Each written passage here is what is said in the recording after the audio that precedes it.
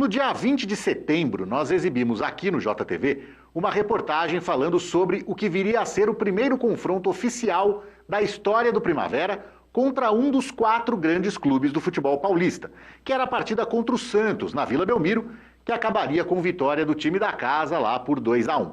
Naquela reportagem, eu e o historiador do Primavera, o Roberto Barsi, falamos brevemente sobre um personagem que une os dois clubes, o Peixe e o Fantasma. É o Laércio Milani. Como faltou tempo para dar mais detalhes sobre a trajetória desse goleiro que defendeu os dois times, entre outros, ficou a promessa de voltar a falar sobre o assunto dali em breve. Esse dia chegou. Nessa edição do JTV, o Roberto conta pra gente sobre os dias de glória do Laércio no Santos e sobre como foi o fim da vida do ídolo.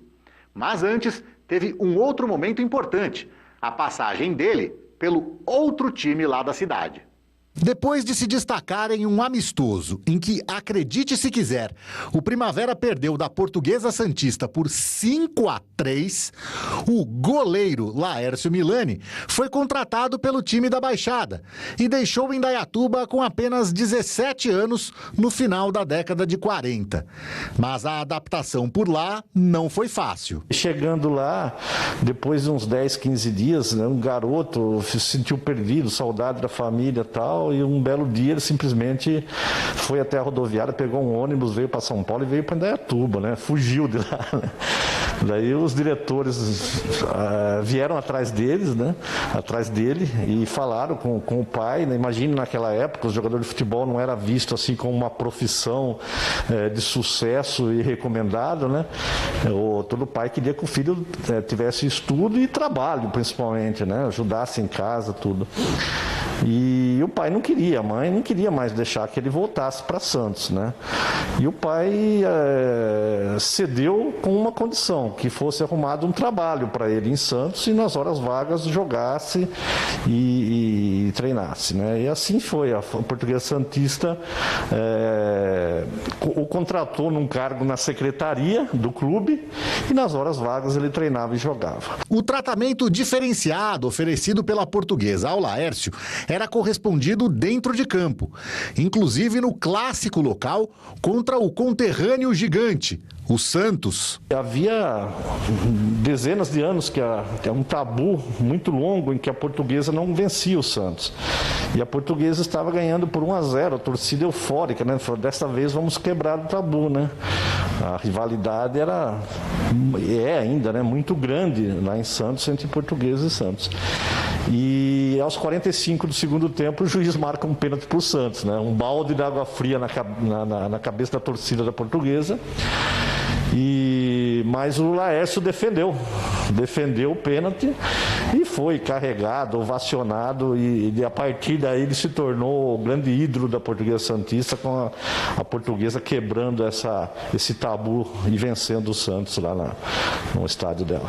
Depois de uma passagem de 3 anos pelo Palmeiras, Laércio foi contratado pelo próprio Santos em 1957. Começava ali uma história de 11 anos na fase mais gloriosa do Peixe, uma das mais gloriosas de qualquer clube no futebol mundial. O Laércio era a reserva do Gilmar, goleiro titular da seleção brasileira em 3 Copas do Mundo, campeão em 2 delas. Até por isso, ele não era qualquer reserva, não. O pessoal de Santos o batizou de um reserva de luxo, quer dizer, era um reserva que deveria ser titular. E por que ele não era a maior parte do tempo titular? Porque o titular era nada mais, nada menos que Gilmar dos Santos Neves, um dos goleiros lendários, campeão do mundo pela seleção brasileira em 1958. Mas nem por isso ele ficava tão ocioso, vamos dizer assim, né? Porque o Gilmar sempre era convocado pela seleção brasileira e daí quando o Santos jogava, o Laércio entrava. Além disso, tem a questão de contusões, tem uma série de situação. E também o Santos, naquela época, era um dos times brasileiros mais requisitados para jogos amistosos, torneios, em função do destaque do Pelé, tudo, seja no Brasil ou seja no exterior. Então, o Laércio jogava muito. Então, na sua carreira de 11 anos que ele ficou no Santos, ele jogou 337 partidas, conquistou 6 campeonatos paulistas, 2 Libertadores, 2 campeonatos mundiais, que são os 2 títulos das 2 estrelas do Santos, de 62 e 63. Depois de encerrar a carreira no Santos em 1968, Laércio teve uma sequência de vida aparentemente tranquila, mas, infelizmente, curta. Ele morreu relativamente jovem, em 1984. A família Milani, ele e o irmão Hélio, eles tinham um tabelionato, um cartório em São Paulo, tabelionato Milani, né? Então ele parou com o futebol e foi trabalhar nesse cartório de São Paulo. Ele continuou a vida em São Paulo. Obviamente, às vezes ele vinha para cá e tal. E, como você falou, ele faleceu com 54 anos, vítima de câncer de próstata, então ainda muito jovem, né? E deixou toda essa marca, essa lembrança no futebol nacional. A gente até pede desculpas pelas poucas imagens do Laércio, mas é que por ser um personagem do futebol de mais de 50 anos atrás, não são muitas as opções. E antes da matéria, eu dizia, né, que o jogo entre Santos e Primavera, pela segunda rodada da Copa Paulista, era o primeiro do Fantasma contra um dos 4 grandes clubes do estado na história. E aí vai ter alguém que vai se lembrar de um confronto contra o Palmeiras, um contra o São Paulo, outro contra o próprio Santos. Então é importante esclarecer.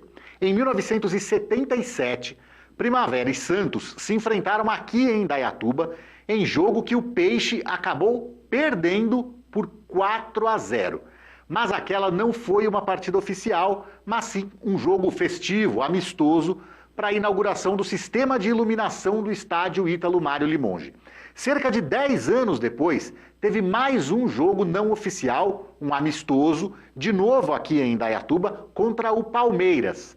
O placar foi de 0-0, jogo não oficial. E em 2001, o duelo contra o São Paulo, que venceu na prorrogação por 2-1 em Santo André. Esse jogo foi uma partida válida pela Copa São Paulo de Futebol Júnior, semifinal. Portanto, não foi um jogo oficial de profissionais. O primeiro mesmo foi contra o Santos, representado por um time sub-23, no dia 21 de setembro agora, jogo que terminou 2-1 para o Santos. Nesta quarta, às 3 horas da tarde, os dois se enfrentam de novo, mas aqui em Indaiatuba.